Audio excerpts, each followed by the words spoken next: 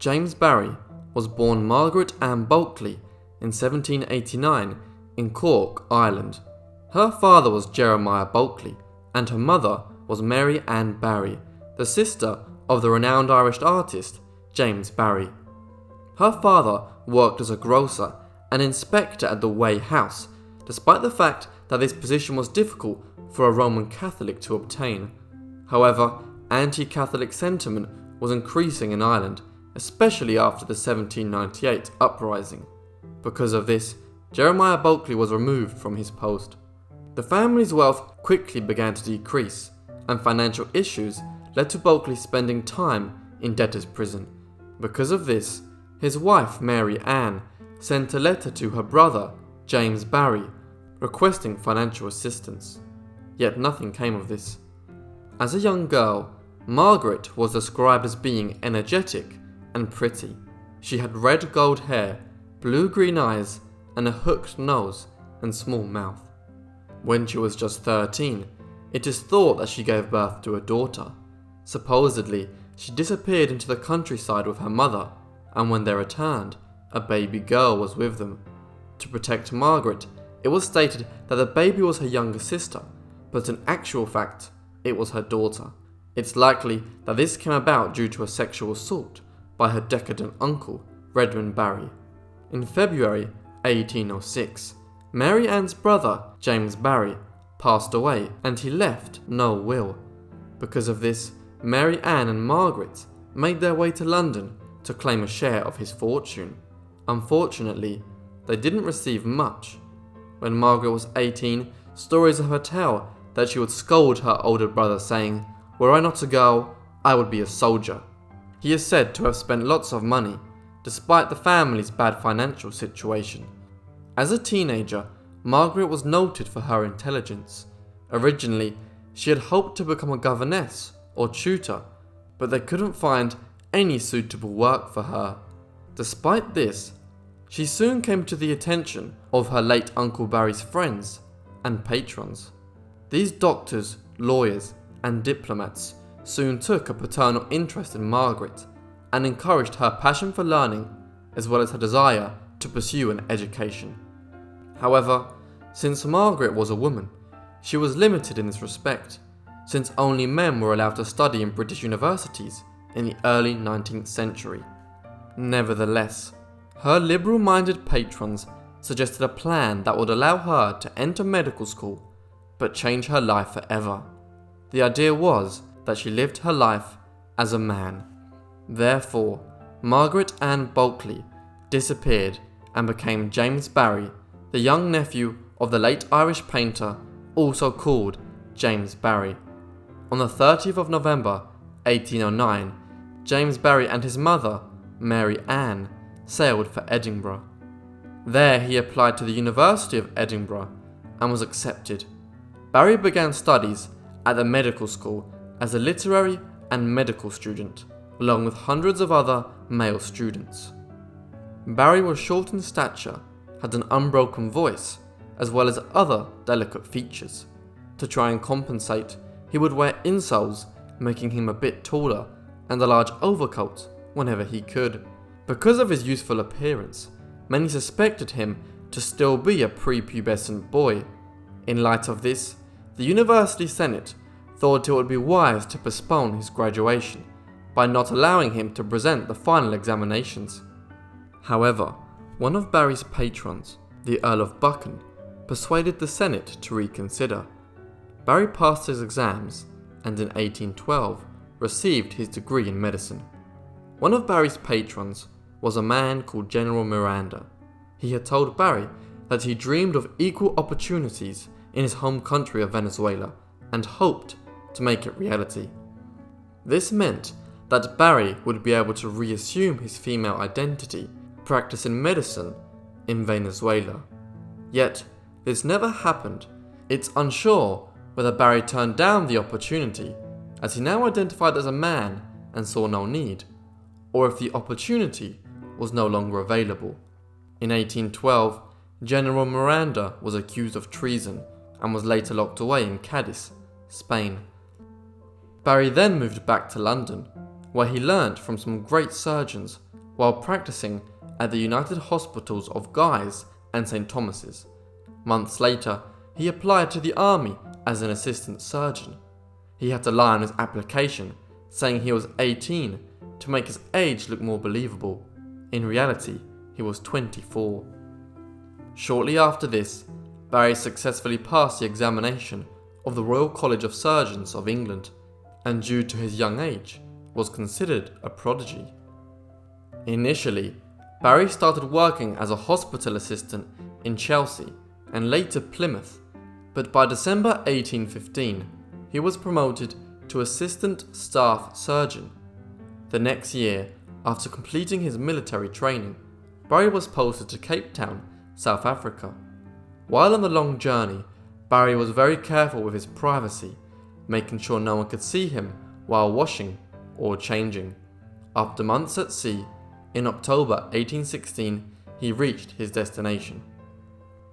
The 10 years he spent in Cape Town were full of challenges, but are also considered to be some of the best years of his life. Through the aid of his former patron, Lord Buckham, Barry managed to send a letter to the governor of the colony, Lord Charles Henry Somerset, in which he introduced himself. Barry was called upon by the governor when his daughter fell ill. Barry did an excellent job in treating her, and he was soon welcomed into the family as Somerset's personal physician. In 1822, Somerset appointed Barry as Colonial Medical Inspector. This was a huge promotion, but it came with a great responsibility. Over the years, the two grew very close, and some believe Somerset knew Barry's secret. It's possible that the friendship was purely platonic, but it may well have been romantic, though we can never be sure. Yet, in June 1824, a bridge post in Cape Town claimed that a witness had seen Lord Charles buggering Dr. Barry. This information soon came to Barry's attention, devastating him. During a stroll near the harbour, he stopped at a shop and broke down in tears. He believed his life as a surgeon may well be over. At that point in time, homosexuality was strictly illegal, especially within the armed forces. In some circumstances, it was even punishable by death. Barry feared that he would be arrested on charges of sodomy, leading to extremely harsh consequences. The only other option was to reveal that he was biologically a woman, but that would cause the loss of his livelihood and identity. The allegation led to an investigation, but as a result of no concrete evidence being produced, Somerset and Barry were exonerated. However, it still tarnished both parties' reputations, and it was likely due to this that Somerset was summoned to England in 1826 to respond to criticisms of his administration. Throughout his years in the Cape Colony, Barry's ferocious temper got him into many problems. He would frequently criticize local officials and their handling of medical matters, which led to him gaining many enemies. His character even got him into a duel with a famous Captain Josias Cloet of the 21st Light Dragoons. Barry's aim was better, but in the end, both men were unharmed. It's said that he would also shout at patients when angry and throw bottles of medicine at the wall. Fortunately for Barry, Somerset would always be there to solve any issues. However, he was no longer there to save him. When the office of the Colonial Medical Inspector was abolished, which meant a demotion for Barry, he resigned and for a time practiced medicine privately. On one occasion, in June 1826, Barry was summoned in the middle of the night to attend to Wilhelmina Munich. She was unable to give birth naturally, meaning the only option was to perform a caesarean section. However, this almost always resulted in the mother's death. Up until that point, there were only 3 recorded cases where both mother and child survived. Wilhelmina consented to the surgery, and through the night, Barry performed the caesarean, giving special attention to hygiene and technique. Thankfully, the operation was a success. This was the first successful caesarean section in Africa, and now the fourth recorded case where both mother and child survived. To honour the surgeon, the mother called the baby James Barry. This name was passed down through generations of the family, and one of the descendants, James Barry Monique Herzog, became the Prime Minister of South Africa. In just 10 years, Barry improved the living conditions in the Cape Colony. He spoke out against the poor sanitation and water systems that existed in Cape Town and made sure that these improved. His suggestions led to improving the lives of thousands of prisoners, slaves, and the mentally ill, who were kept in awful conditions. Then, in November 1827, Barry was promoted to Surgeon of the Forces, and a few months later was posted to Mauritius. After about a year working in the British colony, Barry received devastating news about his dear friend Charles Somerset. Barry got word that he was dying due to complications of heart failure. Without a second thought, he immediately abandoned his post, making his way to England to treat Somerset. Barry eventually reached England on the 12th of December after 4 months at sea. Somerset was ill and weak, but still alive. Barry tended to him with the utmost care for about 2 months, until finally Somerset passed away in February 1831. Before he died, he was accompanied by his second wife, Lady Mary, his daughter Georgina, and James Barry.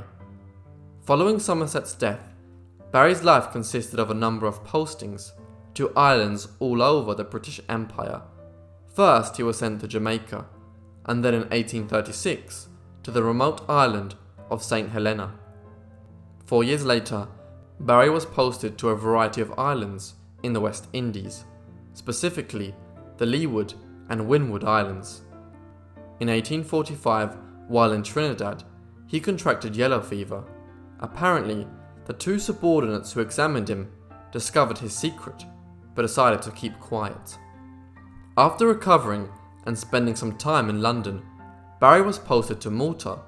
While there, he had to deal with a nasty cholera epidemic. Around 5 years later, Barry was transferred to Corfu and promoted to the rank of Deputy Inspector General of Hospitals. While in Corfu, Barry also visited Crimea during the height of the war, providing aid. While there, he would inspect the troops and say, dirty beasts, go and clean yourselves." Barry, displeased by the hygiene standards at Scutari Military Hospital, publicly scolded Florence Nightingale. She stood there in silence, with a cold look. It's said that nobody ever forgot one of Barry's harsh lectures. After Barry's death, Nightingale wrote, "I never had such a blackguard rating in all my life. He behaved like a brute. I should say that Barry was the most hardened creature I ever met." Barry's final posting was to Montreal, Canada, in 1857. There he was granted the rank of Inspector General of Hospitals and fought for the health and living standards of minorities, just as he had done in previous postings.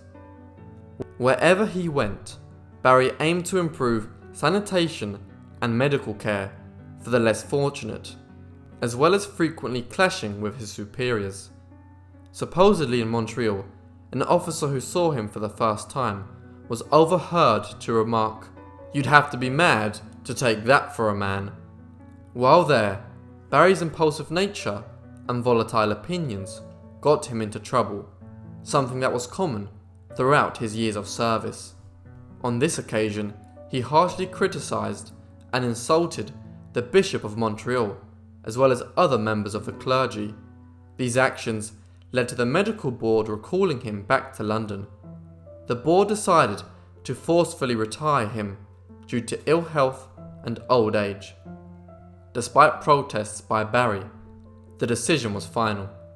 After this, he travelled to the Caribbean with his Jamaican servant, called John, and visited many colonies that he had been posted to throughout his medical career.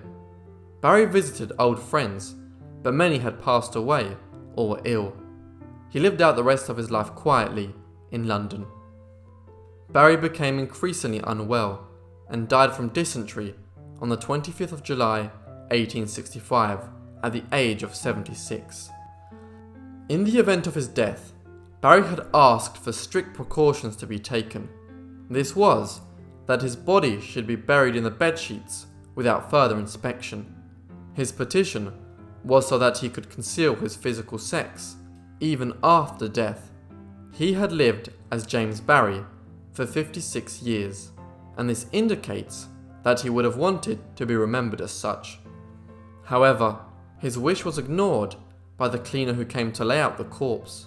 It's thought that this charwoman went to Barry's physician, Dr. McKinnon, asking for payment. However, due to his refusal, she revealed Barry's sex to the press, creating a national commotion. In a letter, Dr. McKinnon states that it was none of my business whether Dr. Barry was a male or a female. He later added, I thought that he might be neither, saying that, under his impression, Dr. Barry was a hermaphrodite. Once this information was made public, some claimed to have known it all along. The British Army responded by concealing Barry's records, hoping to suppress the story. James Barry was buried in Kensal Green Cemetery in northwest London with full military rank. James Barry was a brilliant doctor and humanitarian, way ahead of his time. Thank you everyone for watching this video on James Barry, and thanks for everyone who voted for him. I hope you all enjoyed the video, and if you did, please leave me a like and a comment down below. If you're new to the channel, why not subscribe? If you have any new suggestions, please leave me a comment or an email, which is found in the description. That's all from me, so I'll see all of you in the next Forgotten Life. Thanks!